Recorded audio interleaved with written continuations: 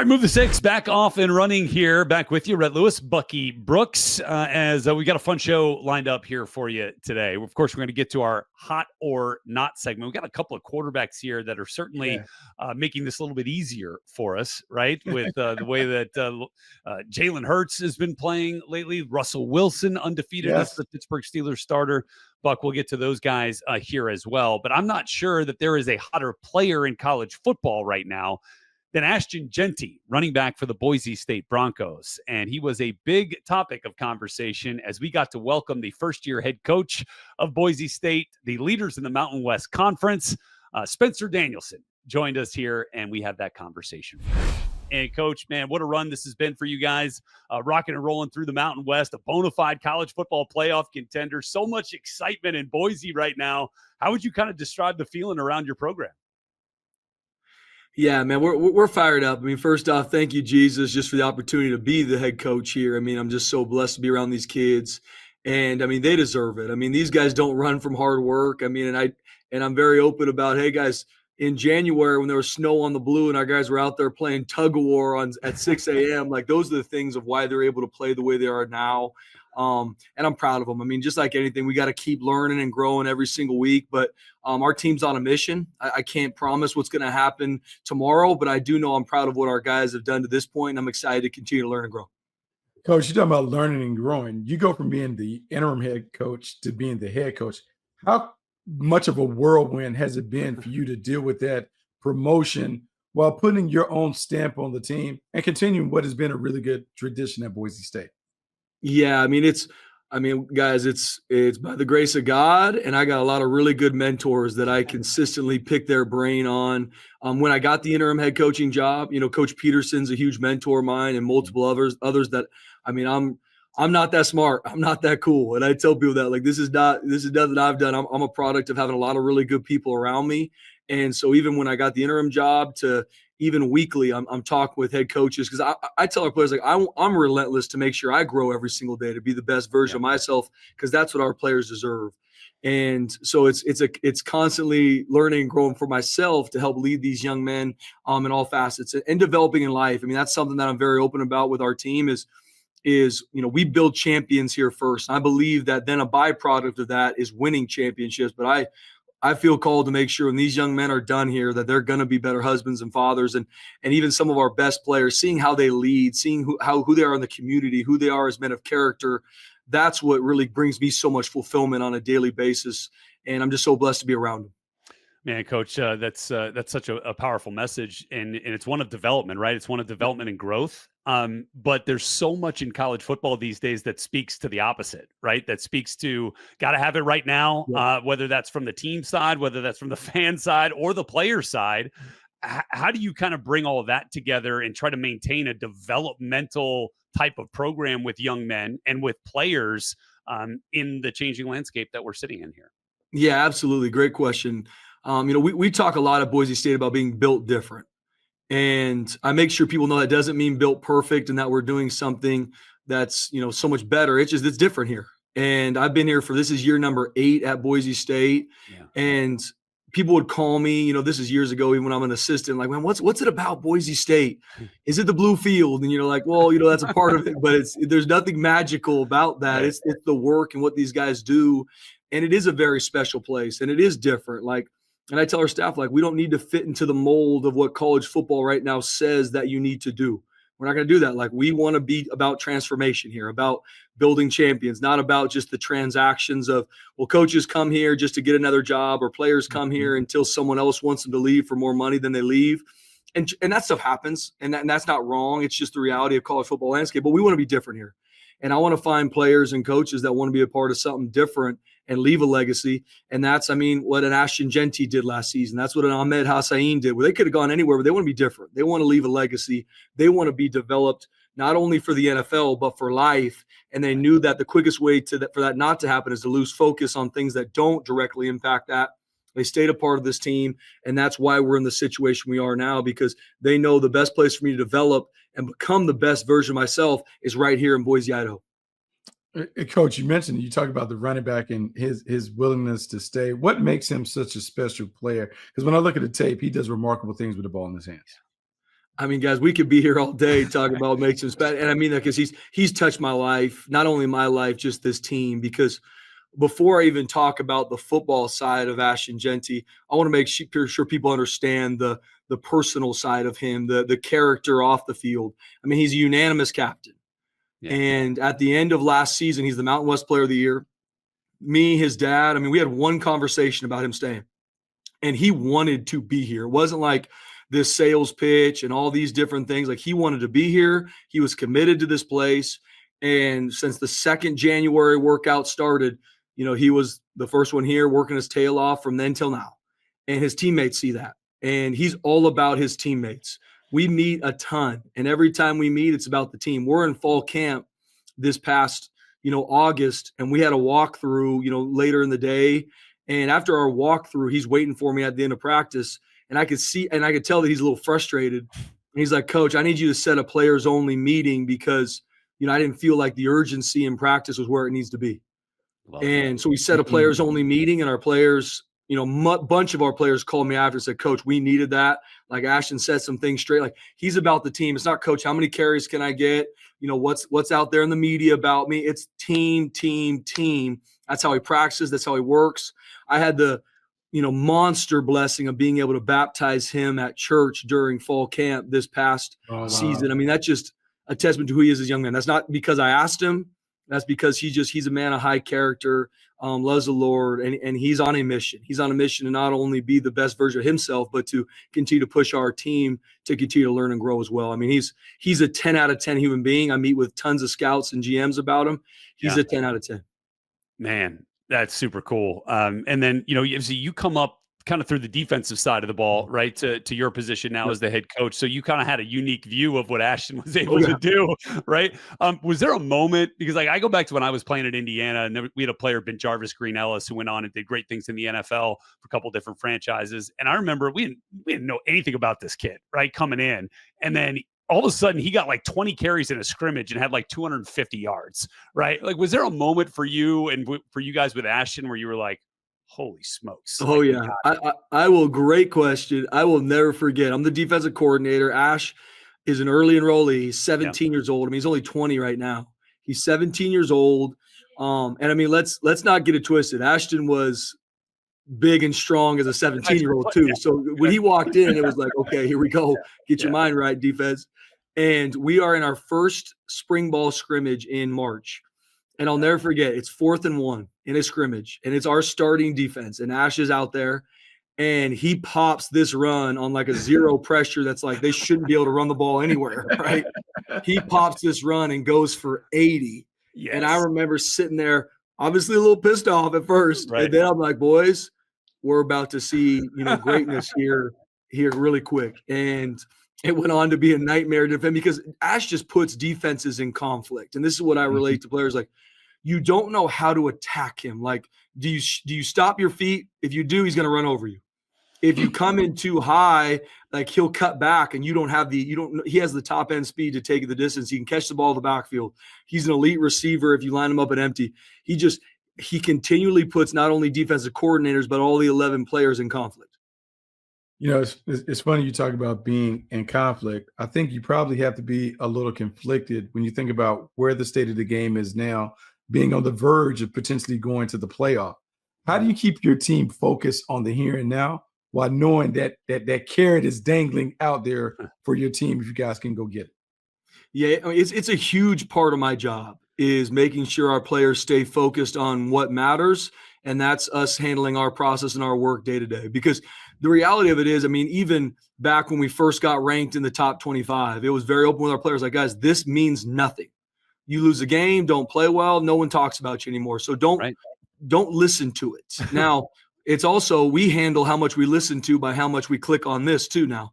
And so I'm very open with our players. I'm also, hey guys, congrats. Like, you guys are doing some good things. Like, I talk about what I learned. I learned that we have a good football team. But the most important game of our season is always the next one. We're going to get everybody's best. And my promise is that we're going to work our tails off to make sure they get our best too. And I even, this is a couple weeks ago, I brought one of our players up to the front and I started just, jokingly hitting on these things. I just kept hitting his shoulder. I'm like, oh, you guys are ranked in the top 25. Oh, you have a Heisman player on your team. Oh, you guys are so good. Just kept hitting his shoulder. And our whole team's kind of looking at me like, what is this guy doing? And I'm like, the more you listen to all those pats on the back, the more it just starts to take that chip off your shoulder. And it just starts to let that big chip become nice and soft and smooth. And so it's coming at our players. I mean, it's out there. I mean, where you ranked in the playoff, all that, none of it matters now. It's going to matter at the end of the season. But right now, I mean, we got San Jose State, who's a really good football team, and they have every right to go out and beat us, and we got to work our tails off to play our best. Yeah, no question. And look, you're in this position, as you talked about, with, because of the guys that are there on your roster, the coaches that are there, and to do this in your first year as the full-time head coach is certainly special, but there's so much that goes into it. And we love roster construction here on Move the Sticks, Coach. We talk about it all the time from the NFL level, but it's almost mirrored now on the college level, and I'm sure you could attest to that. I feel like there's a couple of different ways you can look at this, whether it's transfer portal or whether it's incoming high school, seniors. You have guys that you build connections with, right? You have guys that you think have great potential, or especially with the transfer portal, you have guys that have shown great production. How do you kind of weigh those factors as you try to bring the best guys in and build the best team in blue there in Boise? Yeah, absolutely. I mean, roster management. Obviously rosters going to 105, and there's a lot of different moving parts with it, not only in talent acquisition, but job number one for me is keeping our players. And with the landscape of some of the illegal recruiting, or call it what it is, I mean, that's happening. I'm not going to sit here and complain. That's happening. So job number one for me is keeping our talent. And then it's making sure we continually find players that are built different and wired the right way. Because I always say this to our staff, like, football starts the conversation. How tall is he? How fast is he? What's his skill set for each position? But after that, what makes him different? That's my question. What makes him different? Coach, he's a captain. He doesn't come from much. He's the first one in the building. Like, that makes him different. Like, those are the guys that are special here. Like, there's got to be some outlying trait that makes him different, that then takes that skill set and puts him in a whole different category. We are primarily a high school recruiting organization. I mean, and I'm open with our staff. Like, we are a developmental program. I want to find freshmen and develop them. Yes, we look at the portal. Yes, we recruit junior college. We need to find the best available to help our team. But we start first and foremost recruiting the high school young men, because we want to make sure we bring them in 4 or 5 years, whatever it takes, can grow and develop them to be the best version of themselves. And you look at our team, 95% of our best players came here as high school players, and they developed, grew. I mean, going to the season, I think 90% of all our starters returning were freshmen that came, or not freshmen now, but came as freshmen. And because we're a developmental program, you find the guys that are wired the right way, that love football, that love being a part of the team. And then the other part of it now is I want to know more and more about what is the structure of this young man's life. Like, who is the champion? Is it mom? Is it dad? Is it coach? Is it auntie? Because not only are we going to need their support to help grow and develop them, they're going to be the ones that help us keep them focused when they are successful and everybody tries and get them to leave. And so there's a lot of moving parts to it. Number one, keeping our talent here in Boise and focused on that, developing to be the best version of themselves. Then it's recruiting the best high school kids that are built different. And then from there, we look each year to see, okay, what are the transfer portal or junior college needs, and is there a fit? And that's why, like, we can't, let's not fit a square peg in a round hole, guys. Like, we got to find the guys that fit. And if they don't, then we got to play a true freshman. We'll play a true freshman any day of the week. And we'll take our lumps with him, because we know he's going to be wired and he's going to grow. And so it's something that you're constantly working through and evaluating. Coach, it's so interesting that you talk about, like, the talent acquisition part of it being high school focused. Having known Chris Peterson used to always use the acronym OKG, our kind of guy. So I know there is something that you have that is similar when it comes to describing your players. You talked about finding what makes them a champion, what makes them different, but go a little deeper. What kind of guy are you looking for from a character standpoint that fits your program when you are a developmental program? Yeah, first off, if they are not a captain on their high school team, it's going to be very hard for us to recruit him. Like, that's one of the first things I ask, because if he's not one of the top leaders on his team now, there better be a really good reason. Yeah. If it's just he's super quiet, like, and I'm not saying, like, there's always a little gray in some of this, but first and foremost, when I ask our coaches is he a captain? Because that shows that at his high school right now, he is leading the way we need him to on and off the field. And then there's a long list of questions that we ask high school coaches, trainers, and none of them are yes or no, because If I ask any coach, hey, is he a good kid? Yes. No, like that's not a good, like, is he a hard worker? Yes.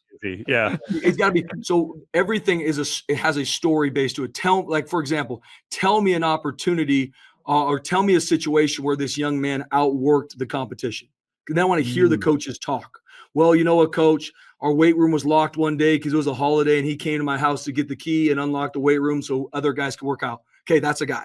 Like, that's the kind of kid we want. Right. So I want to hear the story, because if you just say, hey, is he a hard worker or does he love football? Yeah, he does. But if he say he loves football, well, tell me a situation where he has to, where that shows up. Well, he's the guy that leads his own meetings even when the coaches are teaching class. Cool. That guy loves football. Yeah. He wants to study it. And so trying to find these parts of these core values that actually mirror from a story that this kid's been through, because then that really tells you a lot about the young man. Because high school coaches are going to tell you the truth, but you gotta give them questions that can paint this picture. And especially, we don't need 500 people to fit Boise State. I tell our staff that we need to find the right 20 or 25 each year. Yeah. And there might be guys that don't want to be here because of how we do things, how hard it is. But I'm very open with recruiting about how hard it is. Like, don't come here if it's about money and jersey numbers and what's it going to do for you. Like, I want guys that want to bet on themselves, man. Put your chips on the table. And but it takes time to go through that process. So we don't recruit a lot of guys. We don't offer a lot of guys. We're always one of the lower on the list in regards to offers, because I'm not smart enough to recruit 200 high school kids. I'm just not. I don't got time to get to know them that right way. A lot of text messages. A lot of text messages. And so we just do things a little bit different to find the wiring of the kids. That's really neat, Coach. And I love hearing you talk about the growth that your players, show once they get on campus, right? And that starts with obviously bringing the right guys in. What about your growth, Coach, as we're sitting here 9 games in? Tell us a little bit about where you are now as a head coach at Boise State, where you were as, getting the nod as the interim head coach. Yeah, guys. Same thing. I promise you, I'm learning something new every single day. I need to. But even, like I said, when I got the interim head coaching job and then was able to get the full-time head coaching job, I'm blessed to be around so many good mentors. Like I said, me and Coach Pete, he comes out a ton. We Zoom once a week on everything from messaging to schedules. Once a week, no questions asked. I was able to go out and see Dabo Sweeney in the off season. I was able to talk with Matt Campbell. Brian Harsin is someone I talk to a lot. I've talked with just a bunch of these guys, Jonathan Smith. Like, there's a long list of guys. Talked with PJ Fleck. Like, anyone I could find that's a head coach, like, I'm talking. And then I'm going to weed through to see kind of how it fits me and how it fits this program, but from everything. And so, for me and how I'm growing every week, and then when I Zoom with Coach Pete, it's talking about those things like, hey, this was my messaging to our team. I'm big on messaging. I believe, messaging is a force multiplier.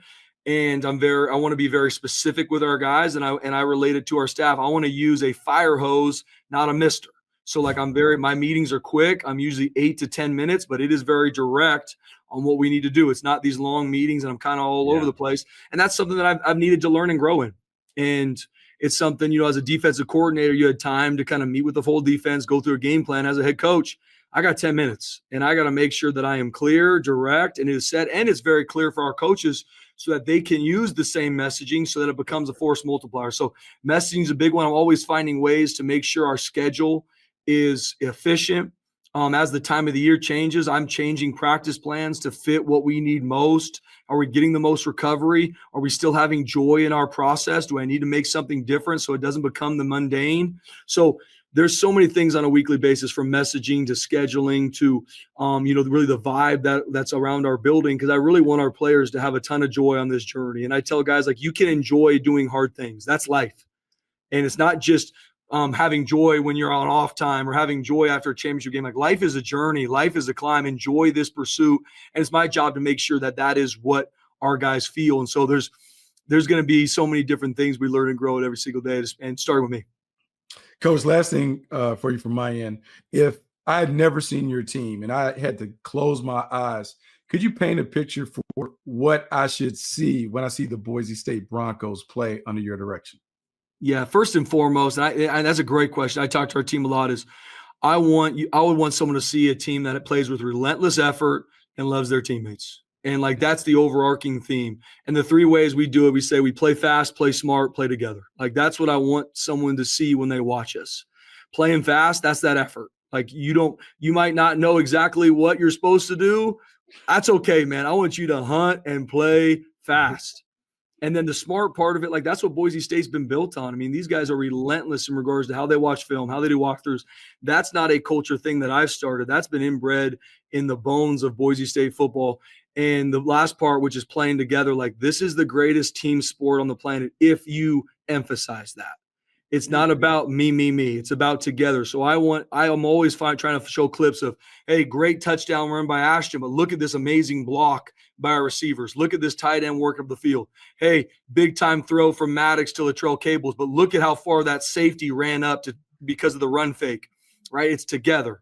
Yeah. And those are the three things that I want. And we're not perfect at them. We're working to do it every day, but I want a team, when someone watches, I want to see a team that plays fast, they play smart, they play football the right way, and they do it all together. Well, it's a beautiful thing, and it's got a chance to make some big time waves here. And these final 3 games, I know your focus is on San Jose, and we wish you all the best, Coach, in that endeavor and wherever this postseason takes you. Thanks so much for spending some time with us here on Move the Sticks. Awesome, thanks, guys. God bless you. So, Buck, look, I applaud, what Coach is doing there with his, development-minded program and really trying to continue to make an emphasis on high school players. I think you're always wondering, can you keep that up in this world? Can you keep that up? And the way that his passion speaks to that, like, I think that it's not something he's saying, it's something he believes in. So I think they'll have that on their side. But I'm really curious to see how that, the college football playoff and how the rest of the changing landscape of college football will affect programs like Boise State moving forward. Yeah, I wonder, because you always wonder about the quote unquote little guys, how they're going to survive when the world has become more transactional than transformational. But they're selling that. They're committed to developing high school players, 4- and 5-year players that stay on campus and get better and avoid leaving when they have a little success. To do that, I think it's about relationships. And it's about the tradition, the relationships that Coach has with the players and how the coaches relate to the players and how the players relate to each other. But then it's about the tradition, because Boise has always punched above its weight. It's always been a program that has traditionally kind of knocked off the heavyweights. And look, they are David knocking off Goliath. I think that continues. And if they are able to make it to the tournament and get into the playoff, it still changes the perception of the program. They become one of the, I would say, underrated powers that exists on the West Coast. It gives them maybe a little head up on some of the competition when it comes to recruiting. Yeah. And look, I love the 12-team playoff because we're going to have a chance to see a team like Boise State, and like teams like, UCF from years past. All right. But now UCF in the Big 12. So, you have a better shot at that. But with the way that the conferences are changing too, I'm still glad that there's a spot for a team like Boise in the college football playoff in the tournament. Okay. It is time for Hot or Not, brought to you by Wasabi Hot Cloud Storage. And with that, Bucky, let's get to some players here. Russell Wilson is the first one that comes to mind for me. The numbers aren't eye-popping, right? They're not jumping off the charts, but the wins are. And the losses are not, because there are none for him as the starting quarterback in Pittsburgh. Again, goes back to the confidence and the decision that Mike Tomlin made. But Russell Wilson is playing good football, and that's hot right now in Pittsburgh.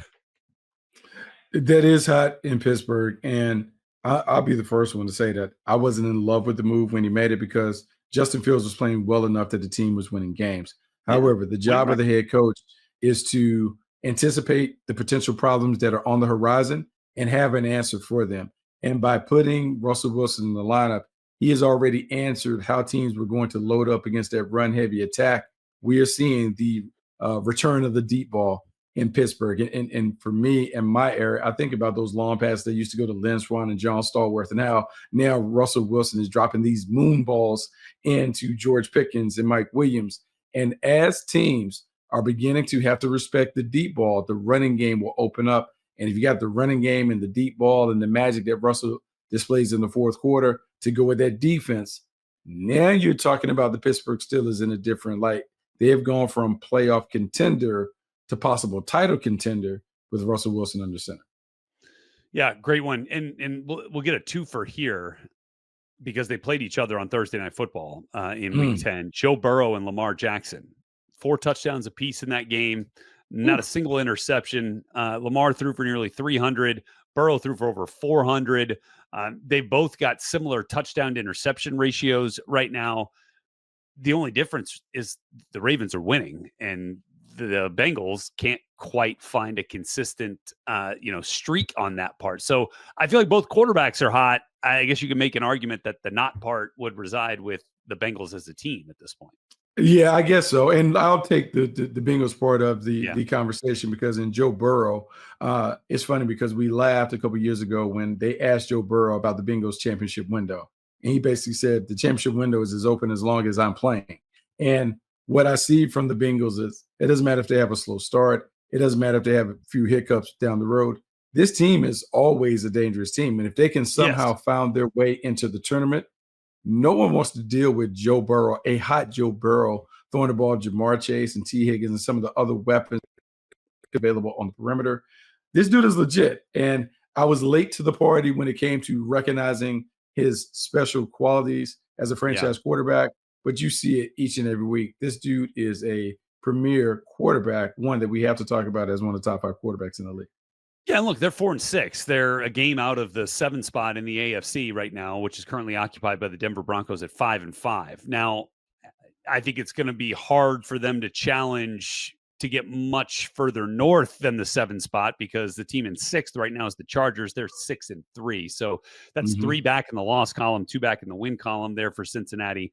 But they're fighting with a team like Indianapolis and a team on the come up like Miami to try to get into that, to get into the tournament. Whereas it feels like KC, Buffalo, Pittsburgh, Houston, Baltimore, LA, like everybody's fighting for, it feels like 1 spot right now in the AFC.